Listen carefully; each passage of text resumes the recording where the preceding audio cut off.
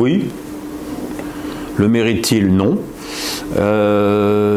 Moi, il y a toujours un truc qui m'a exaspéré avec Bosch, c'est quand il est arrivé, c'était le prototype de l'entraîneur étranger qui allait expliquer à ces pauvres condes françaises ce que c'était le football. Et à force est de constater qu'au bout de presque 30 journées, il nous explique pas grand-chose et qu'il a des choix.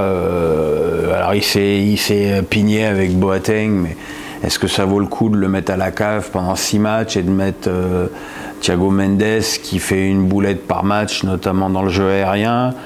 Est-ce que c'est intelligent de s'entêter, surtout à Lyon, avec Dubois qui est sifflé par le public?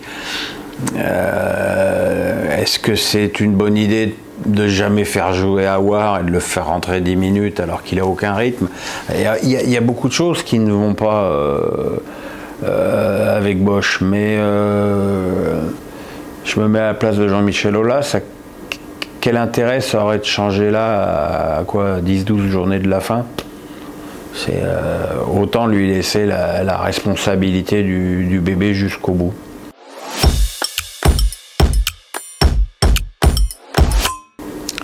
J'ai du mal à croire que Bordeaux puisse s'en sortir, hein, vraiment. Là, je pense que n'importe quelle équipe qui serait venue au parc aurait mené 1 ou 2-0 contre un Paris mortifié, chloroformé et tout.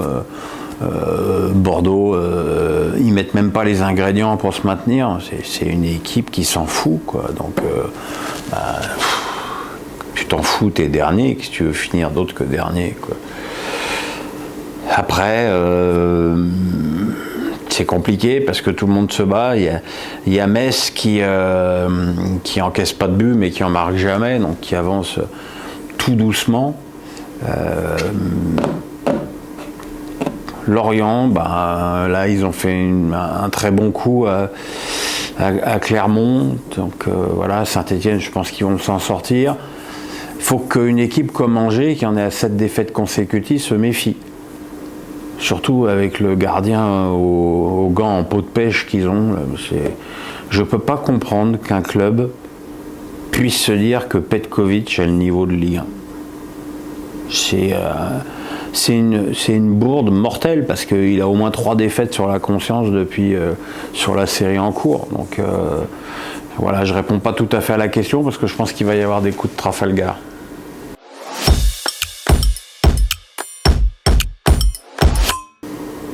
Je ne demanderais pas mieux, mais je pense toujours que Marseille et Nice vont finir de 2e et 3e. Maintenant, ne me demandez pas à l'ordre.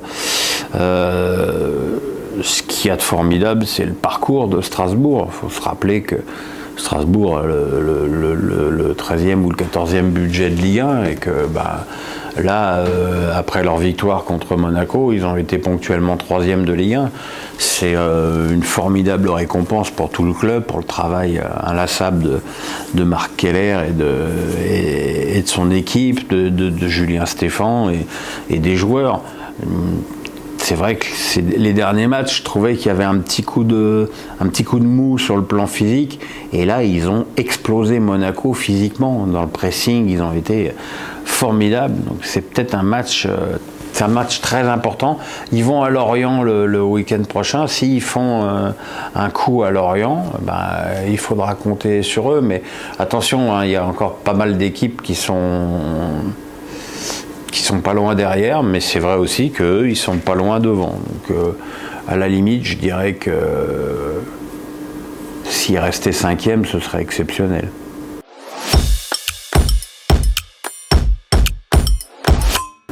Moi, je comprends pas ce qui se passe avec Chelsea. Là. Je dois être probablement très con, mais je vois pas comment les autorités anglaises peuvent demander à Abramovich de vendre le club et d'un autre côté l'empêcher de le faire. Je trouve ça totalement débile. Il faut savoir que sur le dernier match, Chelsea a joué avec son sponsor 3 là, qui est Free, qui est un truc de téléphone, alors que Free ne paye plus, mais parce qu'ils n'avaient pas d'argent pour changer les maillots. Vous vous rendez compte? Je sais qu'il y a des joueurs qui sont déjà en train d'essayer de partir, il y a un risque d'implosion. Il y a un risque d'implosion, mais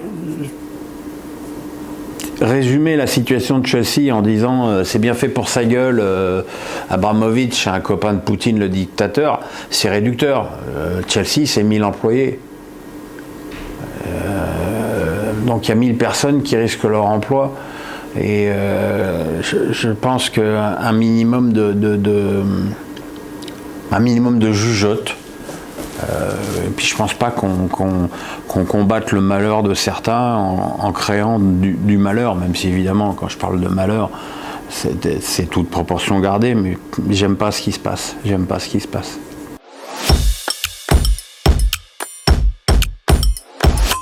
Bah, Lille a fait un match très médiocre contre Saint-Étienne sur le plan offensif. Yilmaz est depuis le début de la saison l'ombre de lui-même, ce qui prouve que quand tu arrives dans les 34-35 ans, eh ben, la magie peut s'évanouir d'un seul coup. David, depuis qu'il a dit qu'il y partait, ben, il ne met plus un pied devant l'autre. Liadj et Wea jouent pas et ils n'ont pas vraiment le niveau. Bamba, ça reste très moyen. Ben Arfa, ben, on ne peut pas lui demander non plus de faire des miracles. Vu qu'il joue 10 matchs tout par an. Et puis surtout, le gros problème, c'est la blessure de Renato Sanchez. Blessure de plus, d'ailleurs. Hein. On parle toujours des blessures de Neymar, on ne parle jamais des blessures de Renato Sanchez. Pourtant, il n'a pas le même âge.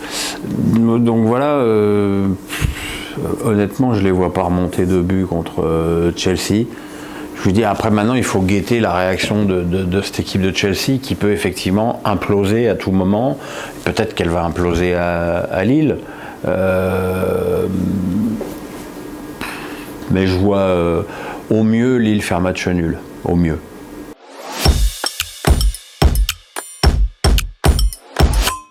Bon, Paris, hein, jusque-là, je ne prends pas trop de risques.